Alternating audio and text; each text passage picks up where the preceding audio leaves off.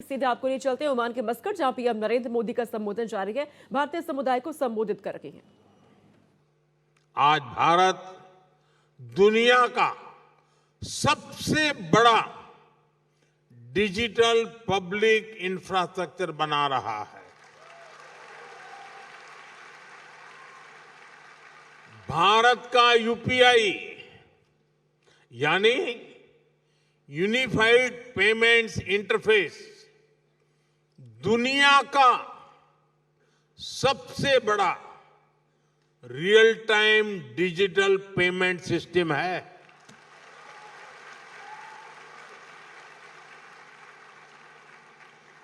आपको यह बताने के लिए कि इस पेमेंट सिस्टम का स्केल क्या है, मैं एक छोटा सा एग्जांपल देता हूं। मुझे यहां आकर के करीब 30 मिनट हुए हैं, 30 मिनट्स हुए हैं। इन 30 मिनट में भारत में यूपीआई से, मैं इन 30 मिनट की बात करता हूं, इन 30 मिनट में भारत में यूपीआई से 14 million real time digital payments हुए हैं।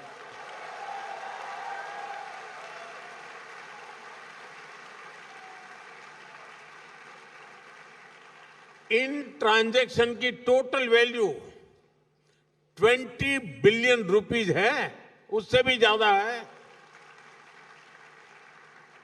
भारत में बड़े से बड़े शोरूम से लेकर एक छोटे से वेंडर तक सब इस पेमेंट सिस्टम से जुड़े हुए हैं।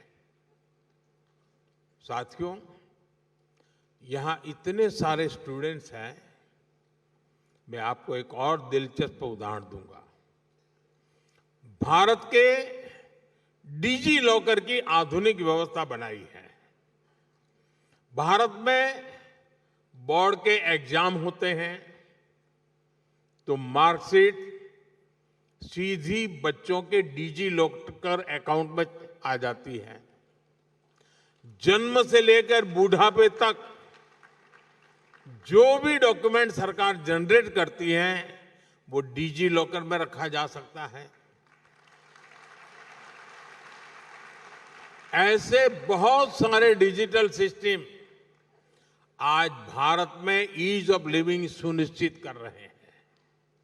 साथियों, भारत के चंद्रयान का कमाल भी आप सभी ने देखा है।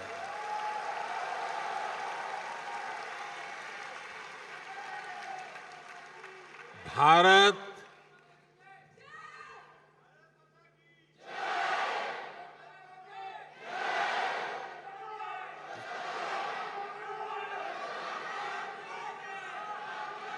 साथियों, भारत दुनिया का पहला ऐसा देश है जो मून के साउथ पोल तक पहुंचा है। सिर्फ इतना ही नहीं, हमने एक बार में 104 सैटेलाइट्स को एक साथ लॉन्च करने का कीर्तिमान बनाया है।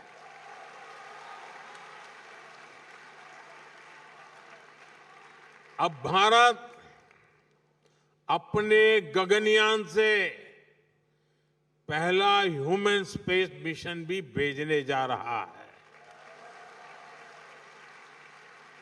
और वो समय भी दूर नहीं जब अंतरिक्ष में भारत का अपना खुद का स्पेस स्टेशन भी होगा।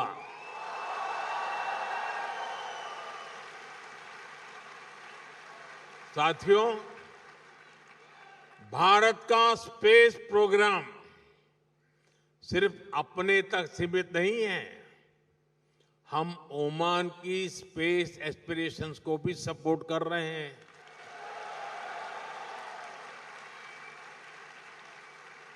छह सात साल पहले हमने स्पेस कोऑपरेशन को लेकर समझौता किया था।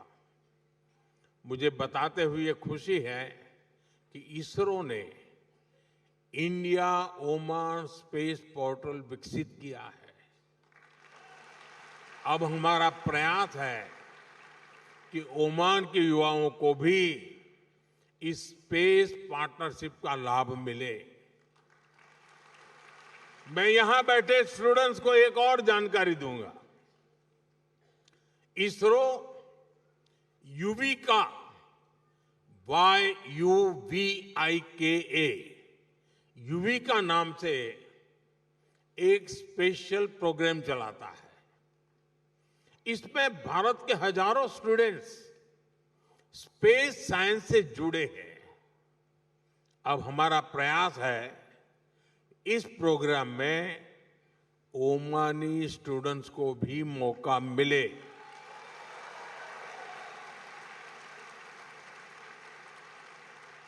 ये युविका याद रखोगे? युविका याद रखोगे? तो फिर जुड़ जाओ। मैं चाहूंगा कि ओमान के कुछ स्टूडेंट्स बेंगलुरु में इसरो के सेंटर में आए, वहां कुछ समय गुजारें। ये ओमान के युवाओं की स्पेस एस्पिरेशंस को नई बुलंदी देने की बेहतरीन शुरुआत हो सकती है। साथियों, आज भारत अपनी समस्याओं के सॉल्यूशंस तो खोज ही रहा है। ये सॉल्यूशंस दुनिया के करोड़ों लोगों का जीवन कैसे बेहतर बना सकते हैं, इस पर भी काम कर रहा है।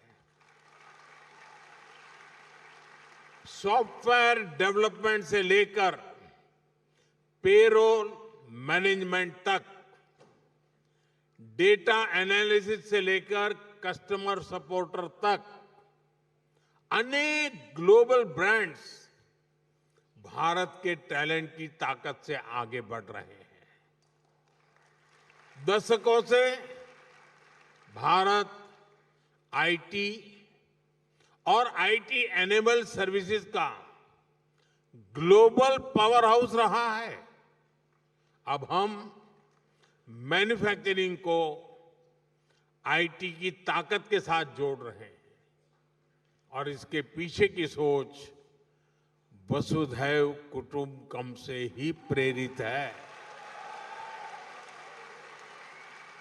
यानी make in India, make for the world. साथियों,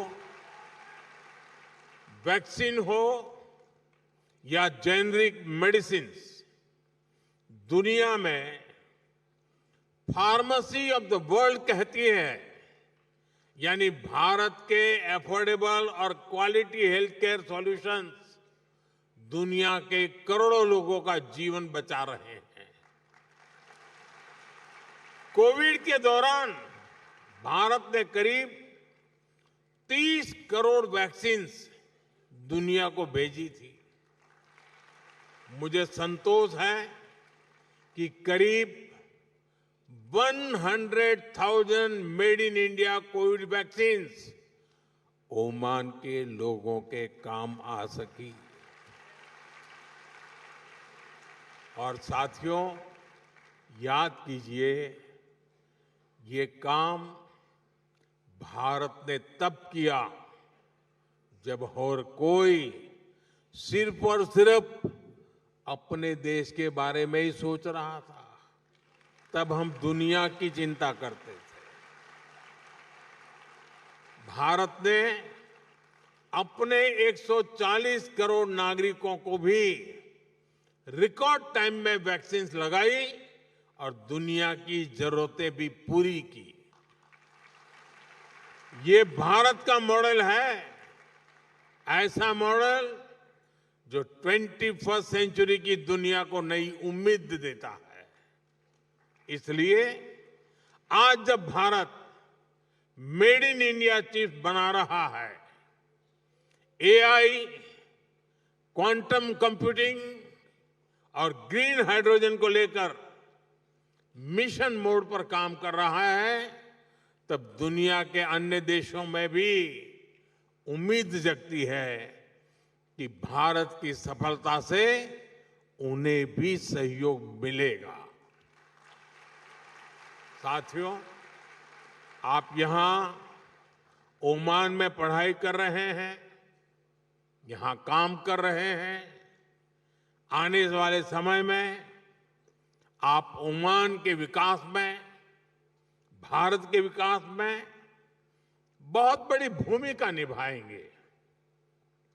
आप दुनिया को लीडरशिप देने वाली पीढ़ी है। ओमान में रहने वाले भारतीयों को असुविधा न हो, इसके लिए यहां की सरकार हर संभव सहयोग दे रहती है।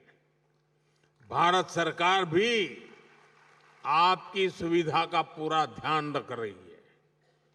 पूरे ओमान में 11 काउंसलर सर्विस सेंटर्स खोले हैं। साथियों, बीते दशक में जितने भी वैश्विक संकट आए हैं, उनमें हमारी सरकार ने तेजी से भारतीयों की मदद की है।